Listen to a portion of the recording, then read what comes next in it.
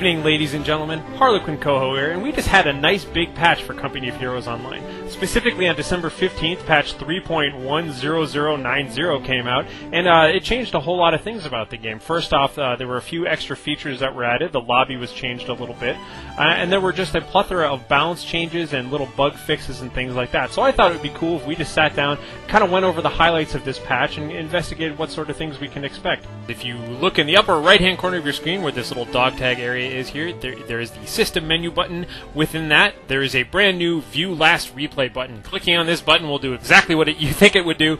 It'll throw you into a replay of whatever your last game was, normal replay interface, all that sort of stuff.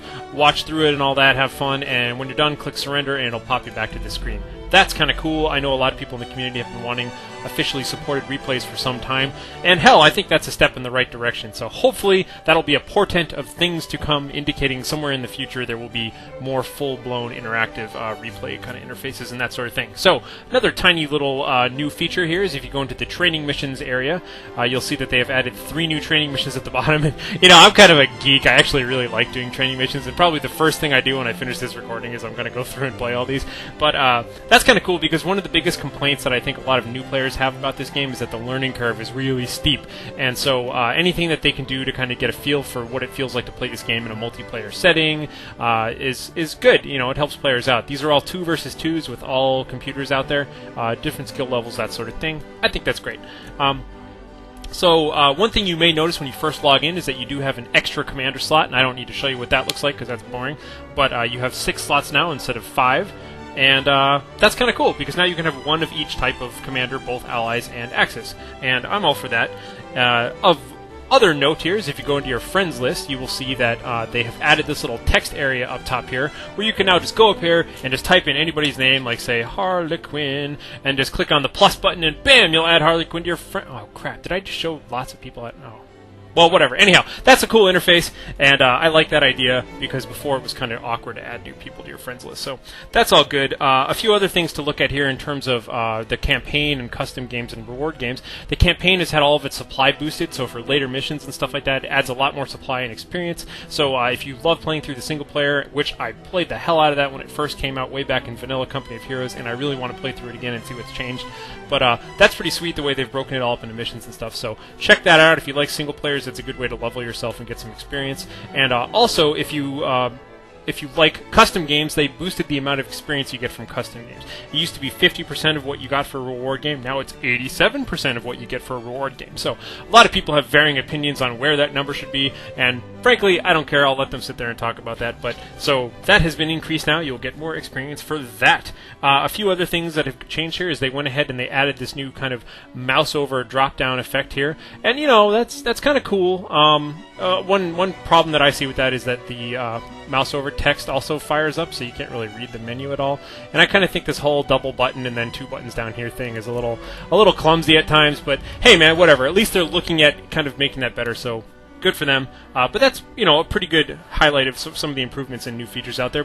Oh, and I almost forgot, if you go to the store and check it out, what they did was they added the drop-only items just so you can see them. So, for instance, we have our Gladiator Rifleman here. Drop-only, though, can't buy it. Elite Engineers, drop-only, though, can't buy it. That sort of thing. So, it's kind of nice. They added them just so you can see what they are, at least, and be tempted by how awesome they are, and even though you don't have a chance to buy them or anything like that. But that's a nice, neat little change to the store there. Oh, and one little change I forgot to mention was the fact that they made it so that whenever you're clicking on a gun with a field of fire, like a machine gun or an anti-tank gun, whether it's friendly or enemy, it actually automatically displays its little field of fire so you can see which way it's pointing.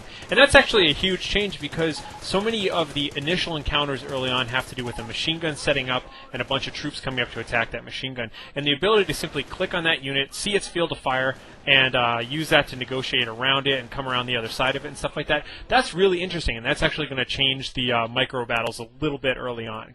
Alright, so let's take a look at the various balance changes now. And luckily tonight I brought with me my large tome of balance changes, and I figured we could kind of walk through each of the units one by one. So first up, the Americans. The 57mm anti-tank gun had its build time reduced from 67 seconds to 43 seconds. That's a nice little buff. It means that allies, and by the way, Axis got almost the same change, can get their anti-tank guns out a little bit sooner. They'll have earlier responses to early armor and surprise tanks and things like that. So what does that really mean balance-wise. We'll have to see if that changes playstyle significantly, but that's kind of cool, worth noting. Second up, Armor Commander's got a little bit of a nerf. Now, if you've been following the kind of complaints on the forums about the self-repair ability, this was a popular one out there. I don't really know if it has too much merit, but it had its cooldown doubled from 45 seconds to 90 seconds. Self-repair is the ability that when they activate it for several munitions, basically all their vehicles on the field will get a little healing over time effect and repair themselves. So a lot of people were kind of complaining about that, and it looks like that was nerfed a little bit there. Next up on the list, no surprises whatsoever, Infantry Commander's got a couple of nerfs here, and they were actually kind of gentle with their nerfs. Now, if you've been checking the forums once again, people were very, very complaining about infantry attrition. That's the first on the list. The munitions cost was increased from 50 to 80 munitions, and the cooldown was increased from 190 to 250 seconds. So 60-second increase there. That's an extra minute of cooldown, and 30 more munitions, 50 to 80. So kind of gentle. I mean, they certainly didn't delete it from the game like some people would like to see, but that's kind of interesting there.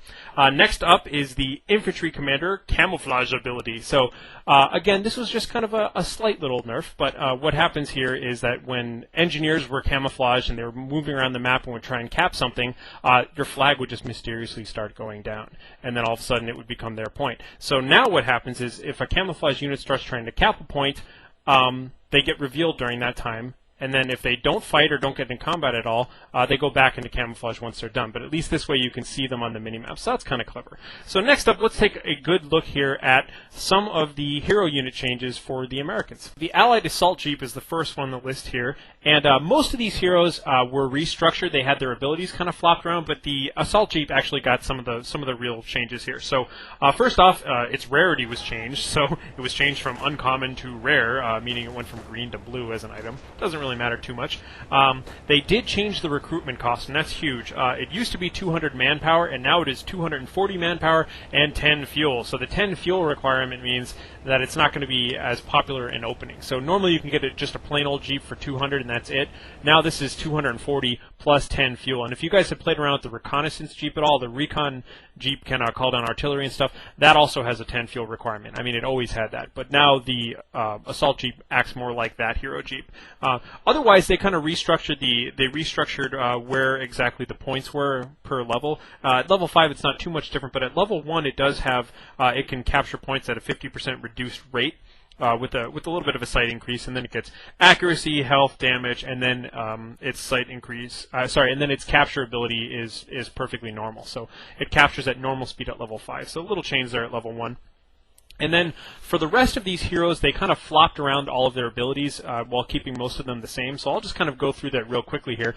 But on this list here, we have the Advanced Defense Engineers, the Elite Engineers, the Camouflage HMG Team.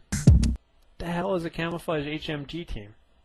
I can't find this unit anywhere. I have no idea what that means. So someone's going to have to clarify that for me, but it's not in the store. I haven't seen it anywhere. I have no idea what a Camouflage HMG Team is. Could be a typo, who knows what, or maybe it's a drop-only item that we haven't seen yet. But either way, Camouflaged HMG Team, and then Gladiator Riflemen. So some of the differences here, most of these units are all going to be the same at level 5. Gladiator Riflemen, for instance, they're restructured a little bit. It used to be that at level 1, they could chuck grenades and sticky bombs and all that sort of stuff. That's now been bumped down to a level 5 ability, and instead at level 1 they have elite armor. So they'll be tougher, but at least they won't be sticky bombing your motorcycles and grenading stuff at level 1. But again, if you play with level 5 heroes, this won't matter at all.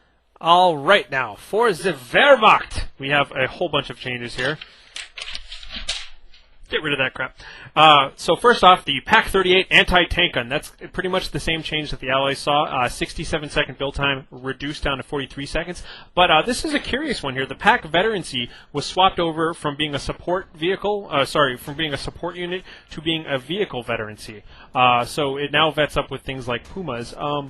Okay, logically, I don't know if that makes sense to me because I think of them more like machine gun squads and mortar teams, but there might have been some underlying balance reasons for that. But okay, that's interesting enough. Next up on the list, the Defense Commander, the Recoup Losses ability. This should come as no surprise, but a lot of people thought that was kind of abusive early game, and the command point requirement basically was increased from 0 points to 2 points. So you now have to be level 2 to use that, meaning you can't just fire it off right away at the very beginning of the game. So interesting change there. Next up, we have the Blitzkrieg Commander Rocket Barrage ability. The damage against tanks was reduced by 25%. Terrain deformations reduced by 75%. Okay, it makes less craters or something. Not really sure. And the time delay between smoke drop and the barrage has been increased from 3 to 4.5 seconds. So there's a little bit more of a delay for it. Interesting. Does less damage to tanks. Okay. And the terrain thing, sure, whatever, man. So first up on the list, we've got the Fatherland HMG team, and again, like the Allies, almost all of these units just kind of had their abilities juggled around. So if you had a level 5 guy, it's probably still the exact same unit or very close. But of mentioning for the Fatherland HMG team, the movement speed increase was added to level 5, whereas the passive health regen is at level 2.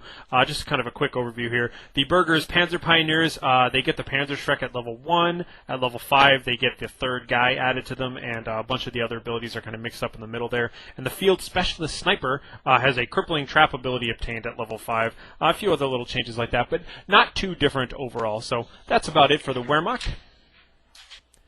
All right, and lastly, let's take a look at some of the bug fixes here. So there were tons of them, but I'm just going to kind of pick out the interesting ones. There were lots of ones that involved the single-player campaign and lots of little weird scenarios and stuff like that. But first up, they claim to have fixed the bug that caused suppressed units to crawl all the way back home. If you've ever seen that one's kind of hilarious, where you have people just permanently down on the ground, and everywhere they go, they're just kind of like inching around, and when they run home, they go really, really fast on the ground. So they claim to have fixed that, and we will see if that is true. Let's see, the other interesting ones here, it sounds like squads that are affected by forced retreat will no longer just kind of stop and start attacking things. I kind of thought that was cool. I mean, yeah, sometimes they'd turn around and fire a bazooka at something and destroy something really important when you'd think they would be retreating, but in terms of the look and feel of the game, seeing retreating guys occasionally take shots at stuff just kind of seemed realistic. But apparently that was a bug, and that is fixed now. Let's see what else we've got here that was kind of interesting. Yeah. A few little applications here and there. The Blitz anti-tank gun crew, weapon crew for the Blitz anti-tank gun will now properly uncamouflage after firing 3 shots. This unit, by the way, this is a hero unit. Its special ability is that it cloaks like a normal pack can, but it can fire 3 times before it uncloaks. It used to be that just the gun would uncloak. Now the gun and the crew uncloak. So that's kind of a fun one. Garrisoned hero squads that can regenerate their health will actually regenerate health while inside of a building. That's nice to know. Let's see. Wehrmacht Pioneer Heroes and American Engineer Heroes now gain the Cut Wire ability. That's very nice to allow them to act like normal engineers. I like that one. This one I thought was kind of funny. American Demolition Chargers can now only be cleared by Pioneers equipped with Minesweepers. That's kind of cool. I mean, the funny part about that is that a demo charge, you just click on it and it blows up. So you see anybody walking next to it, you're going to blow it up. But, that's kind of cool. Minesweepers can, take care of that, I suppose.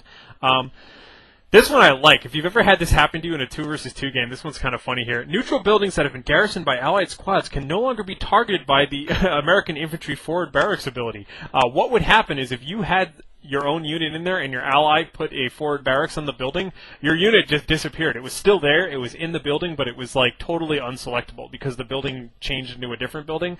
And so whatever unit was in there would keep firing out the windows and stuff, but you could never get it out and you could never, reinforce it or anything like that. So apparently that's been fixed now. I thought that one was funny. Let's see here. Wehrmacht Inspired Zeal ability will now also apply to AT guns, mortar teams, HMGs, Nebel Warfare. So that's cool. If they lose one of their guys, they get a little bit of buff from Inspired Zeal. Casualties will no longer detect camouflage units. I wasn't even aware of that, but apparently dead guys lying on the ground could see camo people walk past them for a moment or two.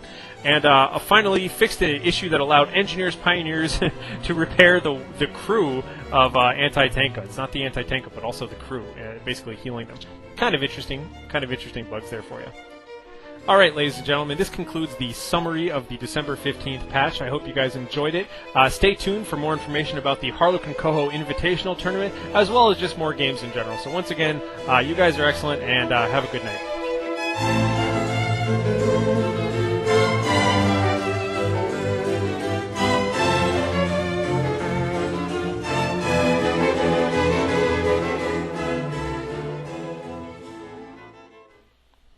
I don't know, I thought that was pretty good.